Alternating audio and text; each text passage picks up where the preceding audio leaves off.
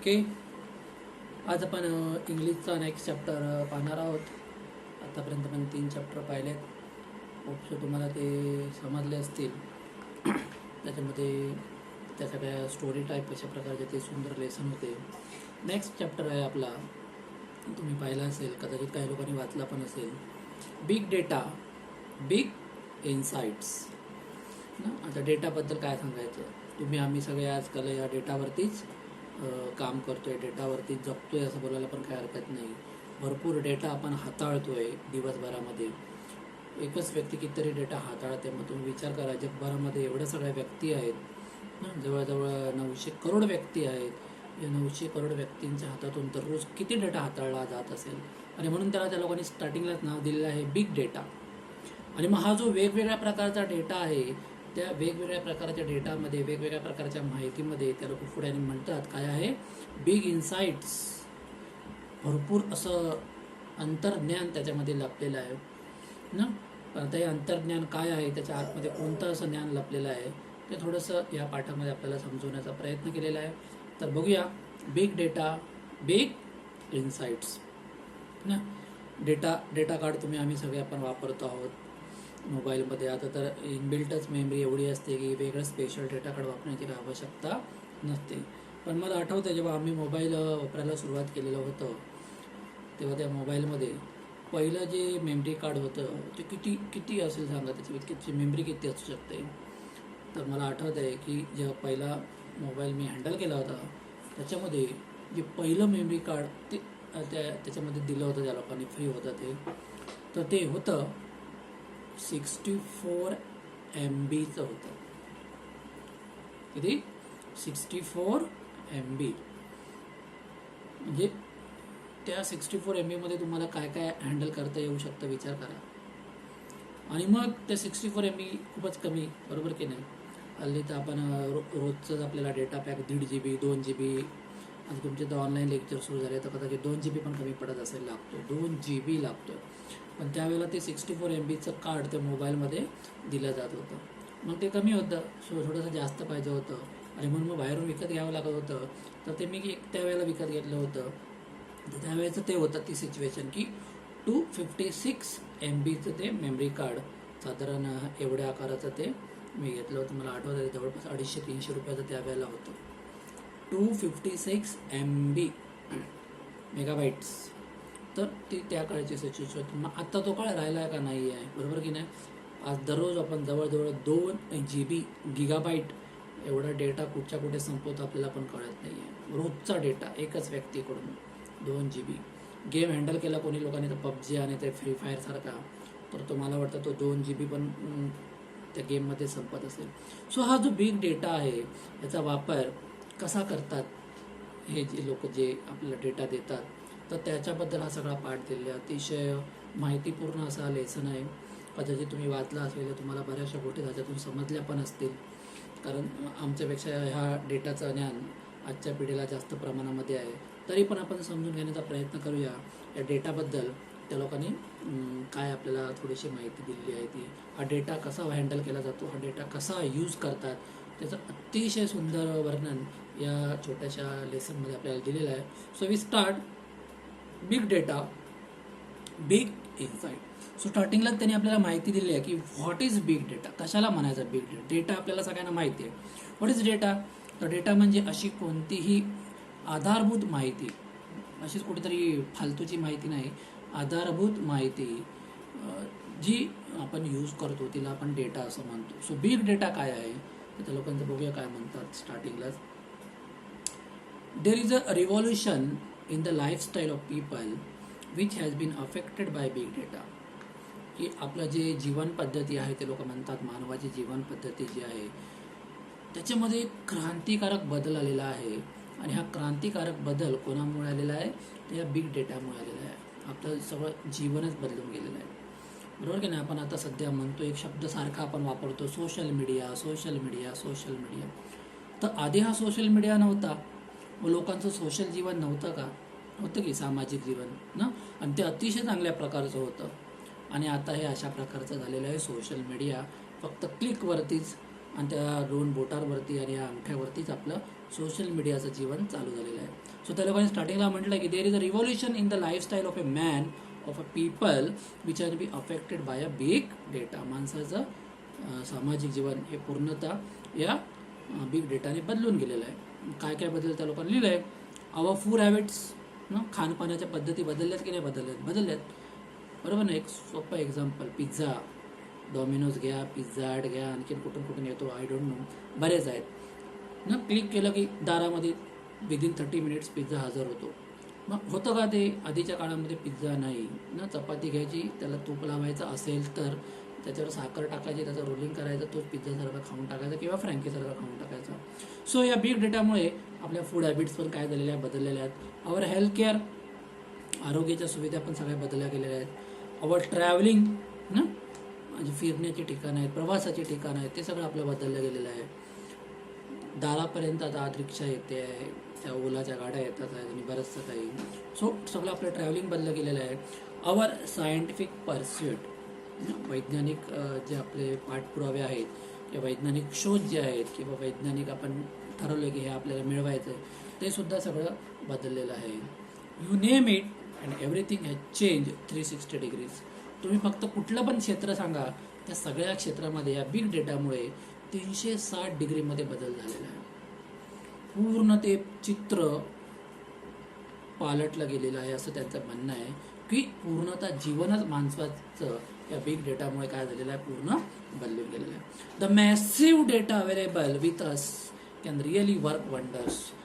आणि रोजचं आपल्याबरोबर हा मॅसिव्ह म्हणजे अफाट बिग डेटा आपल्याला उपलब्ध होतो आणि जो वर्क वंडर्स, त्याच्याने बरेचसे असे वंडर्स, कारनामे होतात, अजुबे होतात. ते काय काय होतं ते आपण नेक्स्टमध्ये पाहणार आहोत. आणि तुम्हाला पण कदाचित माहिती असेल काय काय होतं. Friends, do you know what happens when we like a post on Facebook और share a post on WhatsApp ना. आपल्याला माहिती आहे काय होतं, जेव्हा आपण फेसबुकवर एखाद्या पोस्टला लाईक करतो ना, बटन तुम्ही बऱ्याचशा पोस्टला लाईक करता आणि काय त्याच्यावर कमेंट करतो आपण किंवा त्याला शेअर करतो. व्हॉट्सअपवरती बरेचसे पिक्चर्स आपल्याकडे येतात, ते आपण फॉरवर्ड करतो की नाही करतो. सो काय होतं असं केल्याने आपल्याला काय माहिती आहे.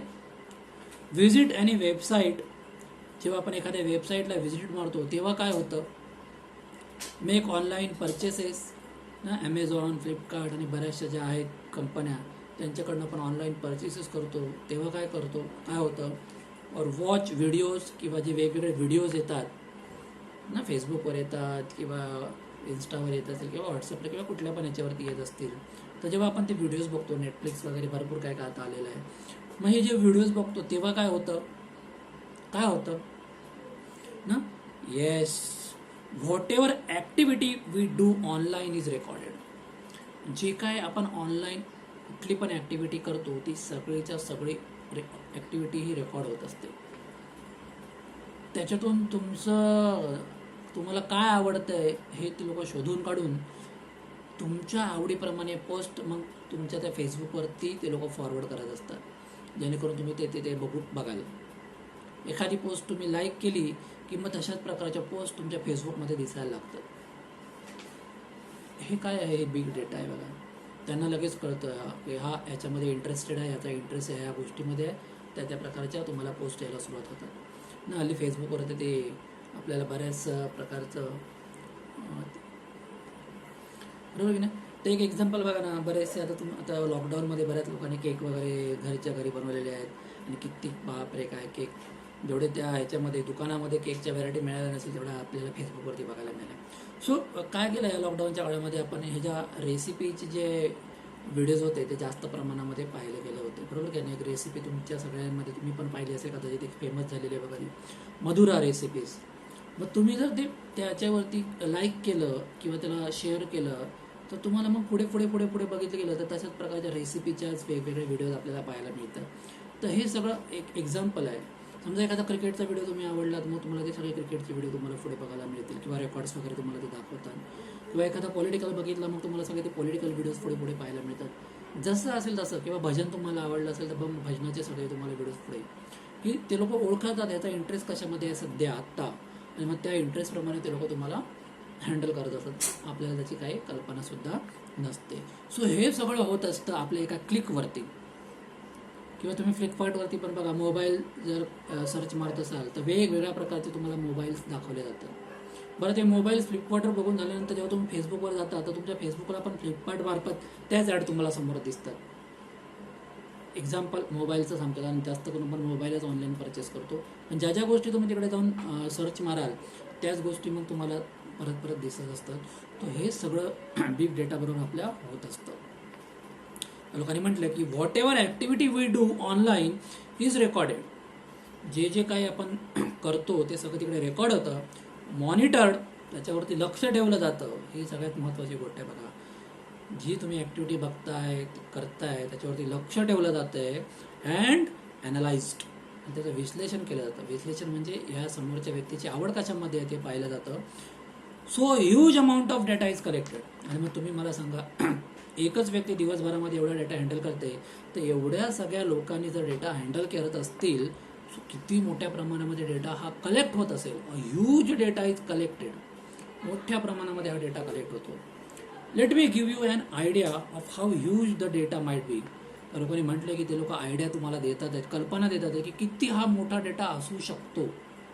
सो त्या लोकांनी म्हटलं आहे की big data can be petabytes और हेक्झाबाइट्स ऑफ डेटा. किती म्हटलं त्या लोकांनी? पेटाबाइट्स. आता हे तर आपण कधी ऐकलं पण नाही. आपलं फक्त GB पर्यंत सध्या चाललेलं आहे, बरोबर की ना?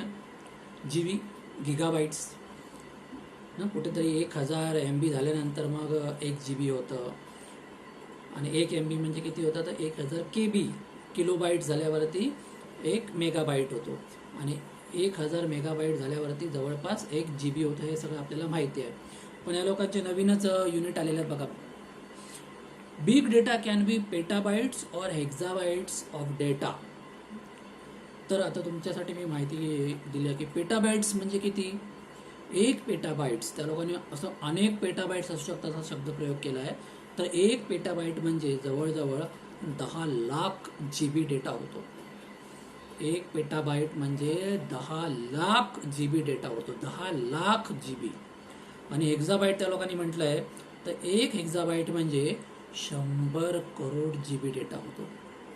इमॅजिन करू शकतो का आपण की एकाच एक्झाबाईटमध्ये जर 100 करोड GB असतील, तर समजा असे 100 एक्झाबाईट डेटा गोळा झाला असेल, तर 100 करोड गुणिले 100 जर केलं तर तो जो अफाट आकडा येईल, तेवढा डेटा हा रोजच्या रोज कलेक्ट होतोय, त्याला मॉनिटर केला जातोय, त्याचं विश्लेषण, त्याला ॲनालाइज केला जातंय. विचार करा काय काय होतं आपल्या डेटासोबत. So, big data can be petabytes or hexabytes of data consisting of billions to trillions of records. म्हणजे किती रेकॉर्ड आहे, म्हणजे कशाच्या बाबतीत असू शकतो, किती किती असू शकतात हे रेकॉर्ड्स ना. ते तर आपण मोजमाप घेतलं की एवढा डेटा असू शकेल, पण किती असतील डेटा ते? तर त्या लोकांनी म्हटलं की billions to trillions of records. So billions, पुन्हा एकदा बघा, बिलियन्स म्हणजे 100 करोड प्रकारचा डेटा असू शकतो 1 बिलियनमध्ये, आणि ट्रिलियन्स म्हणजे 1 लाख करोड प्रकारचे डेटा असू शकतात. 1 लाख करोड प्रकारचे हे डेटा हे लोक हँडल करतात. एवढा मोठ्या प्रमाणामध्ये हा डेटा तयार होत असतो of millions of people. Millions, 1 million म्हणजे 10 लाख. लाखो लोक ना रोज आपण नेट वापरतोय. लाखो म्हणजे बिलियन्स असं म्हटलंय, तर लाखो झाले ते, तर फक्त काही लाखोमध्ये आकडा थांबणार नाही, तो करोडोमध्ये होऊन जातो. Millions of people all from different sources. वेगवेगळ्या माध्यमातून हा सगळा डेटा येतो. फॉर एक्झाम्पल वेबसाईट आपण हँडल करतो, सेल्स साईट्स आहेत, कस्टमर कॉन्टॅक्ट सेंटर्स आहेत, तिकडे आपण बऱ्याचशा वेळेला जातो. सोशल मीडिया मोठ्या प्रमाणामध्ये आपण वापरतोय. मोबाईल डेटा आहे, जे आपण पिक्चर वगैरे, मेसेज वगैरे सेंड करतो, ते सगळंच, अँड सो ऑन. आणि असे बरंचसं आहे ज्याची काही गिनती कुठे संपत नाही.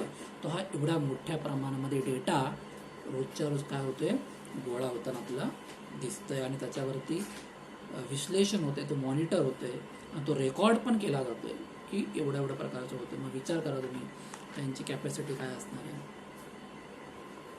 The data available to industries and companies is enormously increasing in volume. So ह्या ज्या वेगवेगळ्या कंपन्या आहेत आणि ह्या ज्या इंडस्ट्री आहेत डेटा गोळा करण्या, ह्यांच्याकडे जो डेटा येतोय तो इन्क्रीजिंग इनॉर्मसली म्हणजे प्रचंड प्रमाणामध्ये ना. आता आपण बघितलं की 1 पेटाबाईटमध्ये 10 लाख GB आहेत आणि 1 एक्झाबाईटमध्ये 100 करोड GB आहेत. सो हे अनबिलिव्हेबल अशा प्रकारचा थोडासा आपल्याला डेटा दिसतोय. सो अफाट डेटा येतोय, इन्क्रीजिंग इन व्हॉल्यूम, मोठ्या प्रमाणामध्ये येतोय, तो व्हॉल्यूमने येतोय. व्हेरिएशन, वेगवेगळ्या सेक्शन, वेगवेगळ्या माध्यमांचा येतोय, वेगवेगळ्या प्रकारचा येतोय. व्हेलोसिटी, मोठ्या वेगाने पण येतोय. व्हेरॅसिटी आणि सत्य गोष्टीमधलाच येतोय तो. अँड व्हॅल्यू, आणि त्याची ती व्हॅल्यू जी आहे ती पण तितकीच महत्त्वाची आहे. Such a big data is easy to obtain, आणि अशा प्रकारचा डेटा मिळवणं खूप सोपं आहे. But so massive that it challenges the current computing technologies. पण एवढ्या मोठ्या प्रमाणामध्ये आहे की सध्याच्या ज्या सिस्टम आहेत कम्प्युटिंगच्या, त्याच्यापुढे मोठा चॅलेंज झालं की आता एवढ्या मोठ्या डेटाला हँडल कसं करायचं. सध्याच्या ज्या सिस्टम आहेत त्या डेटाला हँडल करण्याच्या पलीकडे गेलेल्या आहेत. एवढ्या मोठ्या प्रमाणामध्ये डेटा येतोय, लोक एवढ्या मोठ्या प्रमाणामध्ये हा डेटा ऑपरेट करतात आहेत रोजच्या रोज. सो इट इज अनबिलिव्हेबल अशा प्रकारचा डेटा आहे. It challenge the current technology. सध्याची जी टेक्नॉलॉजी जी डेटाला काय करते, कलेक्ट करते, मॉनिटर करते, ॲनालाइज करते, त्याला तो चॅलेंज करतो, एवढा हा डेटा आहे. So hence big data analytics is use to give insights that were previously incomprehensible. आणि म्हणून आता काय केलं जातं आहे की बिग डेटा ॲनालिटिक्स, की हे जो मोठ्या प्रमाणामध्ये डेटा येतो आहे त्याचं विश्लेषण करण्यासाठी वेगवेगळ्या टेक्निक्स वापरल्या जात आहेत. टू गिव्ह इन्साइट्स, त्याच्या आतमधलं अंतर्ज्ञान काय आहे, त्याच्या आतमध्ये काय काय आहे हे शोधण्यासाठी बिग डेटा ॲनालिटिक्स वापरलं जातं आहे. जे आधी कसं होतं त्या लोकांनी म्हटलं की प्रिव्हियसली इनकॉम्प्रिहेन्सिबल, की न समजण्यासारखं, आकलनाच्या पलीकडचं अशा प्रकारचं जे होतं त्या टेक्निक्स ते वापरून हा डेटा हँडल करण्याचा काय केला जातो प्रयत्न केला जातो. Big data analytics is the complex process of examining large and varied data sets or big data to uncover information. लोक म्हणतात की बिग डेटा ॲनालिटिक्स ही जी आहे टेक्निक ही कशी आहे, कॉम्प्लेक्स प्रोसेस. आता निश्चितच कॉम्प्लेक्स असणार आहे. एवढ्या मोठ्या डेटावरती काम करायचं म्हणजे काय सोपं काम असणार आहे का ना, गुंतागुंतीचं काम असणार आहे. वेगवेगळ्या प्रकारचा डेटा येतो आणि अफाट येतोय, अफाट. सो ही जी बिग डेटा ॲनालिटिक्स ही जी प्रोसेस आहे ती कशी आहे, व्हेरी व्हेरी कॉम्प्लेक्स, गुंतागुंतीची आहे. Examining the large and vary data, एवढ्या मोठ्या या डेटावरला एक्झामाइन करणं, लक्ष ठेवणं फार कठीण गोष्ट होते. टू अनकवर द इन्फॉर्मेशन, त्याच्यातून इन्फॉर्मेशन कलेक्ट करायची आणि मग त्याच्यावरती परत काम करायचं, ह्या सगळ्या गोष्टी या प्रोसेसमध्ये होत असतात. सच ॲज हिडन पॅटर्न्स ना, की काय आहे लोकांच्या आवडी ते बघायचं. अननोन करलेशन, संबंध काय, परस्पर संबंध ते त्याच्यातून शोधायचं असतं. मार्केट ट्रेंड सध्या काय चाललेलं आहे, लोकांना सध्या काय आवडतं आहे ते तिकडे बघावं लागतं. अँड कस्टमर प्रिफरन्सेस, कस्टमरची आवड, कस्टमर कशाला पहिला प्रिफरन्स देतोय ते बघावं लागतं, बरोबर की नाही. तर ह्या सगळ्या गोष्टींचा आपण तिकडे काय करत आहोत त्या डेटामध्ये विचार. ओके, पुढे जाऊया. With such a huge data available with the industries, they can have innumerable advantage. आणि ह्या कंपन्यांकडे हा जो एवढा मोठ्या प्रमाणामध्ये डेटा असतो त्याचा ते लोक म्हणतात की त्या कंपन्यांना त्याचा इनन्युमरेबल ॲडव्हान्टेजेस असतात. इनन्युमरेबल म्हणजे असंख्य, तुम्ही मोजू शकत नाही, तुम्ही सांगू शकत नाही, एवढे त्या डेटाचे काय असतात फायदे असतात. Hence all the industries are trying to reap the maximum benefit from it. आणि म्हणून सगळ्या इंडस्ट्रीज या डेटामधून जास्तीत जास्त आपल्याला फायदा कसा होईल पाहण्याचा प्रयत्न करत असतात. तर एक गोष्ट लक्षात घ्या, जेव्हा आपण कुठला पण ॲप इन्स्टॉल करतो तेव्हा आपल्याकडनं वेगवेगळ्या परमिशन ते लोक मागतात, बरोबर. ते लोक फोन कॉल मॅनेज करू शकतात, ते लोक आपला कॉन्टॅक्ट बुक मॅनेज करू शकतात, ते लोक आपलं लोकेशन मॅनेज करू शकतात, ते लोक आपण जे काही फोटो आणि मीडिया त्याच्यावरती हँडल करतो ते लोक सगळं मॅनेज करू शकतात.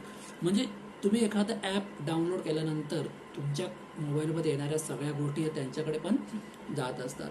सो ह्या ज्या डेटा ते लोक कलेक्ट करतात, या डेटाचं ते लोक जेवढा जास्तीत जास्त फायदा करून घेता येईल, टू रिप REAP म्हटले त्या लोकांनी, जेवढा जास्तीत जास्त फायदा करून घेता येईल तेवढा या लोक या डेटामधून फायदा करून घेत असतात ना. मागे तुम्ही एक्झाम्पल बघितलं होतं की फेसबुकवरती आरोप आला होता की हा जो लोकांचा डेटा आहे ते लोक लीक करतात आणि त्याच्यामध्ये बरंच पर्सनल डेटा पण असतो, बरोबर की नाही. तर सगळा डेटा लीक होतोय आणि म्हणून मग फेसबुकवरती हा आत्ताची गोष्ट आहे की त्याचे शेअर्स गडगडले आणि एका दिवसामध्ये फेसबुकला, कल्पना तुम्ही करणार नाही, जवळपास 8 लाख करोड रुपयांचं नुकसान झालं होतं. तर ह्या डेटामुळे का डेटा लीक होते, 8 लाख करोड रुपयांचं नुकसान झालं होतं. बराचसा डेटा फेक असतो ना, बरेचसे पोस्ट फेक असतात, त्याच्यावरती फेसबुकचं कंट्रोल राहिलं नाही आणि म्हणून बऱ्याचशा मोठ्या मोठ्या कंपन्यांनी या फेसबुकला ॲड द्यायचं पण बंद केलं आहे. ॲडवरती पण पैसे लोक कमवत असतात. जसं तुम्ही त्याच्यावरती बघताना ॲड येतात बऱ्याचशा, तुम्ही आपण व्हिडिओ वगैरे डाउनलोड करता आणि बऱ्याचशा ॲड तशाच पण येतात, मध्ये मध्ये क्लिक करताना पण येतात. तर बऱ्याचशा मोठ्या मोठ्या ज्या इंटरनॅशनल कंपनी आहेत त्यांनी फेसबुकला ॲड द्यायचं बंद केलं, कारण बरेच फेक असतं म्हणून. आणि मग हे सगळं फेसबुक आता काय करतं आहे, बाजूला करण्याचा प्रयत्न करतं आहे आणि जो खरा डेटा आहे, जेन्युइन डेटा आहे, तोच यूज करण्याचा प्रयत्न करतो आहे. आणि म्हणून ते लोक म्हणतात की हा जो एवढा मोठ्या प्रमाणामध्ये डेटा येतो, या डेटाचा वापर करून कंपन्या आपला जास्तीत जास्त फायदा कसा होईल हे पाहण्याच्या दृष्टिकोनामधून पाहत आहेत. Many industries have advance by miles from their competitors. आणि या डेटाचा वापर करून काही इंडस्ट्रीज त्यांच्या स्पर्धकांपेक्षा फार पुढे निघून गेलेल्या आहेत. It is not the amount of data that is important, की फक्त डेटा येऊन फायदा नाही ते लोक म्हणतात आहेत, but what the organisation do with the data is what matters. पण डेटा आल्यानंतर ती ऑर्गनायझेशन त्या डेटाबरोबर काय करते हे सगळ्यात महत्त्वाचं असतं. नुसतं डेटा घेतलं म्हणजे झालं नाही, त्या डेटावर काम पण करणं खूप महत्त्वाचं असतं आणि म्हणून ते सगळ्यात महत्त्वाचं आहे की त्या डेटावरती काम झालं पाहिजे. तर ते युजेस ऑफ बिग डेटा काय आहे ते त्या लोकांनी पुढे आपल्याला दिलेलं आहे. मग ते आपण पुढच्याच व्हिडिओमध्ये पाहणार आहोत. मला वाटतं नक्की तुम्हाला इथपर्यंत भाग कळला असेल की हा मॅसिव्ह डेटा आहे, मोठ्या प्रमाणामध्ये डेटा आहे, ह्यूज डेटा आहे, याच्यावरती कशा प्रकारे काय काय होत असतं आणि या सगळ्या इंडस्ट्रीज आपल्या डेटाचा वापर कसा करतात. आणि म्हणून कुठलं पण ॲप डाउनलोड करताना कुठल्या परमिशन द्यायच्या त्याआधी आपण ठरवायचं असतं. ओके, नेक्स्ट आपण नेक्स्ट व्हिडिओमध्ये पाहणार आहोत. नक्की तुम्हाला हे आवडलं असेल.